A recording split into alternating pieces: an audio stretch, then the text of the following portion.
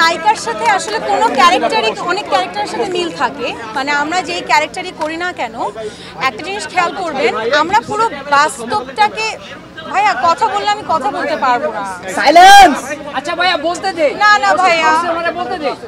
আমি তো শুনতেছি আপনাদের কথা, আমি কিভাবে বলবো? আচ্ছা, সো আমরা যেটা করি, আমরা প্রত্যেকটা গল্প এবং ক্যারেক্টার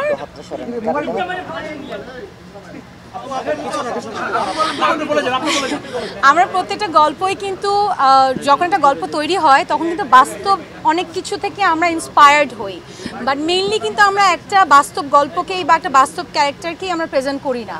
সো অবশ্যই আপনারা যখন দেখবেন, আমি তো একজন নাটকের মেয়ে, ওই জায়গা থেকে যখন একটা নায়িকার ক্যারেক্টার প্রেজেন্ট করেছি আমার অনেক স্টাডি করতে হয়েছে। হ্যাঁ, সো ওই জায়গা থেকে স্টাডি করে একটা ক্যারেক্টার প্লে করেছি, বাট আপনারা যখন দেখবেন আপনারাই বুঝতে পারবেন যে আসলে এখানে কতটুকু মিল আছে কতটুকু নেই। বাট আমি বলবো পার্সোনালি কোনো নায়িকার সাথে আসলে এই গল্পের কোনো মিল নেই। সো আপনারা প্লিজ এই ভুল ভ্রান্তিতে থাকবেন না। এই পয়জনটা কতটুকু, মানে যেই পয়জনটা আপনারা মেসেজটা দিতে চেয়েছেন সেই পয়জনটা সমাজের জন্য কতটা গুরুত্বপূর্ণ বলে মনে করেন? আমার কাছে মনে হয় access of anything is poison. আমি যদি কাউকে ভালোবাসি, সেটা যদি অনেক বেশি ভালোবাসা হয়ে যায় সেটাও পয়জন হতে পারে। আমি যদি আবার কাউকে ঘৃণা করি সেটাও যদি অতিরিক্ত মাত্রায় হয়, or if I do anything right or wrong সেটাও যদি অতিরিক্ত মাত্রায় হয়, সব কিছুই কিন্তু আমাদের লাইফে একটা পয়জন হয়ে দাঁড়াতে পারে। সো ওই জিনিসটাই আসলে আমাদের মেইনলি এখানে তুলে ধরা। সো আপনারা যখন কাজটা দেখবেন তখন you will feel the same, আমার মনে হয় সেটাই তো টুইস্ট। টুইস্ট না থাকলে তো আসলে আপনাদের দেখার আগ্রহটাও বাড়বে না।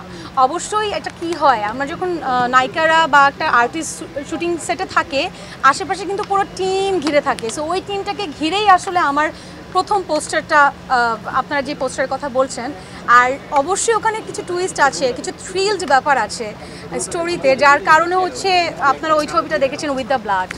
এই তো, সো আই থিঙ্ক দেখলে আপনারা আরও কাজটা ভালো মতো বুঝতে পারবেন। এই ঈদে আমার নাটক হয়তো আপনারা দেখতে পারবেন এবার 4 থেকে 5টা। এটা আমার এই এত বছরের ক্যারিয়ারেই প্রথম, জাস্ট বিকজ অফ পয়জন নিয়ে আমি, আমার টিম এবং আমার দর্শক এতটা মানে এক্সাইটেড ছিল, তাদের এত এক্সাইটমেন্ট আমি দেখেছি। সো আমি আসলে পুরো দমে চেষ্টা করেছি পয়জনের সময় দেওয়ার। সো আজকে এখন তো প্রিমিয়ার চলছে, সো এরপরে তো বোঝা যাবে আসলে কতটুকু successful. If you think like that, that's okay, আমার কোনো প্রবলেম নাই। But it's a good thing যে আমরা এরকম একটা কন্টেন্ট দিতে পেরেছি কোরবানির মধ্যে।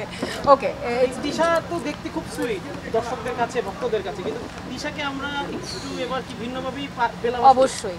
আমি আজকে লাইভে সকালে একটা কথা বলেছি যে এটা আমার ক্যারিয়ারের ওয়ান অফ দি না, আমার সবচেয়ে ডিফারেন্ট ওয়ার্ক, অ্যান্ড এটা খুব চ্যালেঞ্জিং একটা ওয়ার্ক। যে আমরা নর্মালি আমাকে খুব রোম্যান্টিকভাবে অনেক সুইট ওয়েতে আমাকে আসলে আমার দর্শক দেখেছে। সবসময় আমার দর্শকদেরকে আমি বলতে শিখেছি একটু ডিফারেন্ট ওয়েতে দেখতে চাই। আমার মনে হয় এর থেকে ডিফারেন্ট কিছু আমি জানি না দেখাতে পারবো কি না, বাট আমি চেষ্টা করেছি।